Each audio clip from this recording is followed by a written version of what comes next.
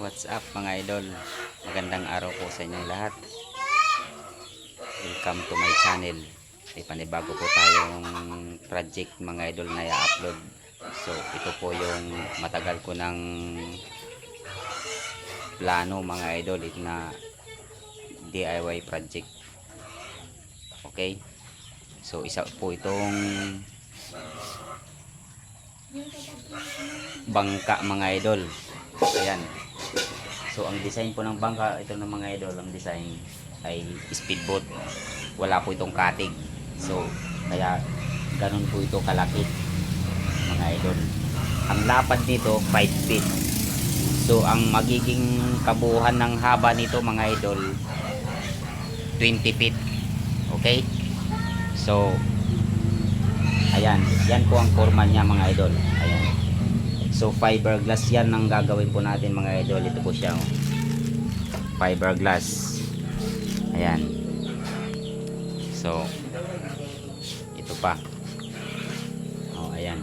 Dalawang rolyo mga idol. Pero kung kukulangin yan mga idol, dadagdagan pa po natin yan hanggang sa mabuo po natin yung 20 feet. Ayan pa yung kadugtong nito mga idol. Ayan pa ang forma niya mga idol. Ito. Ayan. Okay.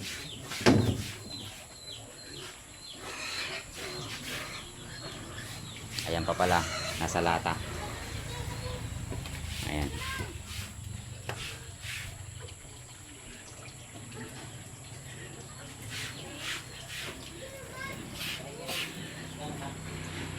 So abangan nyo po mga idol hanggang sa matapos ito mga idol. At saka wala na po itong cutting.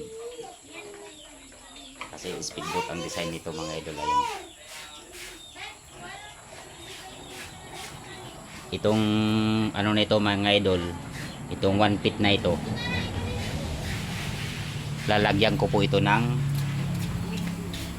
hangin. Parang kwadrado lang ganyan. So kabilaan po yan. So abangan nyo lang to mga idol.